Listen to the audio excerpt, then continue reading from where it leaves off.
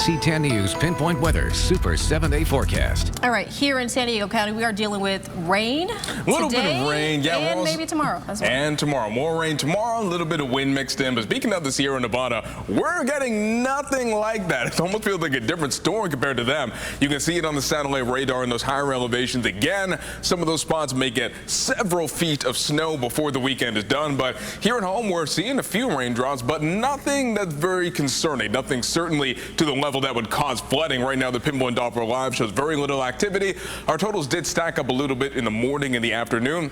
But San Diego so far has gotten less than a quarter inch of rain. Kearny Mesa's gotten a little more, still under that mark of a half an inch. Escondido's gotten just over a half an inch, and Oceanside has fallen under the quarter of an inch mark. So moving forward, we are expecting some more showers, of course, and that could come right around 3 in the morning. We may see a steady drizzle throughout those early morning hours as San Diego eventually dips down into those low to mid 50s. So it's not going to be an especially cold evening, but it will be, once again, pretty gray. That's not just going to be the coast. Our inland neighborhoods will see a very similar set of conditions as they drop down right near the 50-degree mark, and then that brings us to tomorrow. So it's going to be a little bit rainy, but those showers are going to get lighter and lighter as the day goes on. Notice how we may see another burst of showers throughout the early afternoon, but after about 4 p.m., we're not expecting very much at all. By 6 p.m., this storm could be just about done with what it's doing in San Diego County.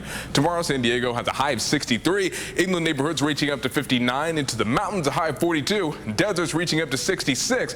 Now, what may be a little bit more dangerous than the rain about the storm is going to be the wind. Notice how the mountains have wind gusts as fast as 60 miles per hour tomorrow, but they have faster ones tonight. Speaking of those rain totals, moving forward with tomorrow, we're looking at less than a quarter inch for most of us, but we still do have a high wind warning for the mountains. We have a wind advisory for the desert until tomorrow. That wind is going to peak tonight, and so we could find some pockets where those wind gusts will be as fast as 90 miles per hour. The ground is still saturated from previous storms, so it's going to be much easier for that wind to knock down trees, to damage power lines. So just something to keep in mind if you plan to be traveling through the mountains. It may be best to hold off until it gets a little calmer tomorrow. Now back to San Diego with the 7-day forecast. We do have another slight chance of showers coming in the middle of the week, and we're seeing low 60s for the most part.